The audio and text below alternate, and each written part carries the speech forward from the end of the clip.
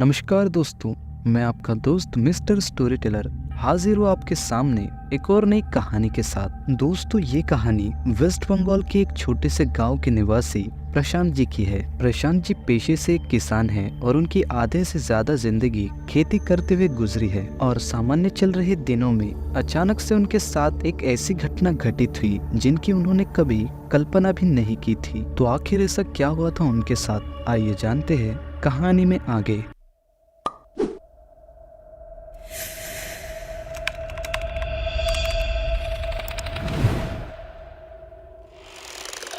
16 दिसंबर 2019 गुरुवार का वो दिन था। उस वक्त शाम के 6 बज रहे थे और प्रशांत जी अपने घर पर चाय की चुस्कियां ले रहे थे कि प्रशांत जी की बीवी उनसे कहती है, घर में सब्जी तरकारी सब खत्म हो चुका है और मैं कब से आपसे कह रही हूँ कि बाजार चले जाइए, लेकिन आप है कि जाने का नाम ही नहीं ले रहे। इस पर प्रशांत जी कहते हैं, अरे थोड़ा तो सब्र करो, चाय पीने के बाद जाता हूँ मैं। और चाय पीने के बाद प्रशांत जी बाजार के लिए निकल जाते हैं। उस वक्त शाम के 6:30 बजने को थे। ठंड के दिन चालू थे, इस वजह से रात होने में भी कुछ ही देर बाकी रह गई थी। प्रशांत जी तेजी से बाजार की ओर बढ़ रहे थे। वो मन ही मन सोच रहे थे कि अगर उन्हें बाजार से लौटते वक्त देर हो गई तो उन्हें ठंड का शिकार होना पड़ेगा। कुछ दूर आगे आने पर प्रशांत जी की मुलाकात उनके ही एक बड़े पुराने मित्र से होती है। प्रशांत जी काफी सालों के बाद अचानक से मिले उस मित्र से मिलकर काफी ज्यादा खुश थे। काफी सालों के बाद उस पुराने मित्र से मुलाकात होने के कारण प्रशांत जी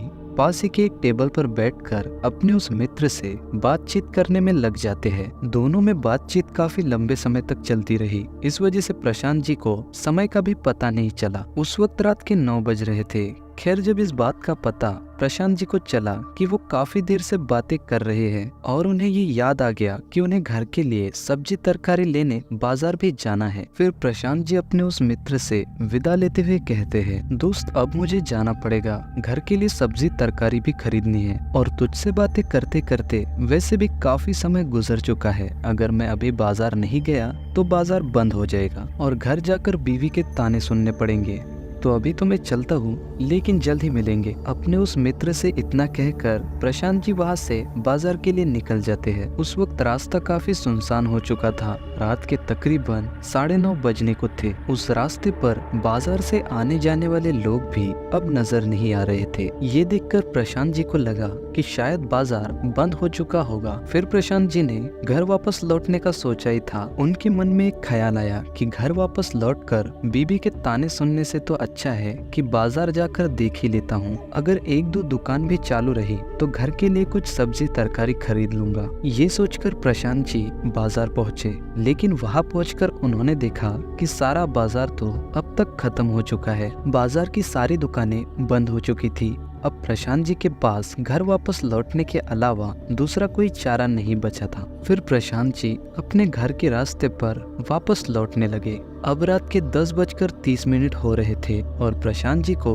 1.5 किलोमीटर चलकर अपने घर पहुंचना था। कुछ दूर चलने पर प्रशांत जी गांव से निकलकर जंगल से होकर जाने वाली गांव की कच्ची सड़क पर पहुंचे। जब प्रशांत जी उस कच्ची सड़क पर पहुंचे तो उन्हें ऐसा लगा कि किसी ने उनका नाम लेकर उन्हें पीछे से आवाज दी है। वो आवाज उन्हें जानी पहचानी सी लग रही थी, लेकिन प्रशांत जी उसे अपना वहम समझकर वहां से आगे बढ़ जाते हैं। कुछ दूर चलने पर उन्हें वही आवाज फिर से आती है। इस बार प्रशांत जी डर जाते हैं और बिना पीछे मुड़कर देखे अपने रास्ते पर आगे बढ़ते रहते हैं। फिर अचानक से कोई उनका पीछे से पैर पकड़कर उन्हें नीचे गिरा देता है। उस वक्त प्रशांत जी समझ चुके थे कि वो किसी ऊपरी शक्ति के जाल में बुरी तरह से फंस चुके हैं, जिसके बाद वो तुरंत वहाँ से भागने लगते हैं। और कुछ दूर भागकर आते ही उन्हें अपने सामने एक व्यक्ति नजर आता है जिसका एक हाथ कटा हुआ था। गौर से देखने पर प्रशांत जी को पता चला कि वो उनका वही पुराना दोस्त है जो कुछ देर पहले उनसे मिला था। उसे देखते ही प्रशांत जी कहते हैं,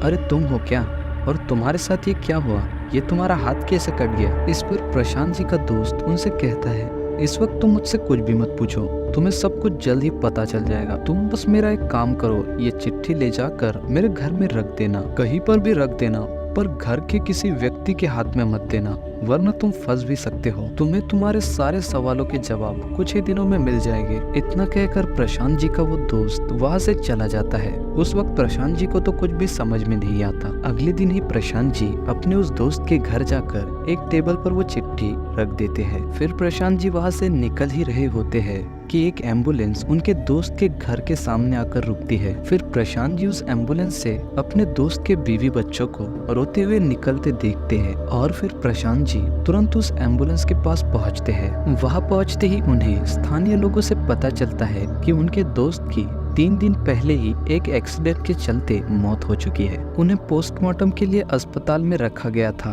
और आज उन्हें छोड़ा गया है। प्रशांत जी को उस वक्त कुछ भी समझ नहीं आ रहा था कि उनके साथ ये क्या हुआ है। खैर उस वक्त प्रशांत जी अपने दोस्त की अंतिम विधि पूरी कर अपने घर वापस लौट जाते हैं। तो दोस्तों मरने के बाद भी प्रशांत जी का दोस्त उनसे मिलने क्यों आया? आखिर कैसे हुई थी उसकी मौत?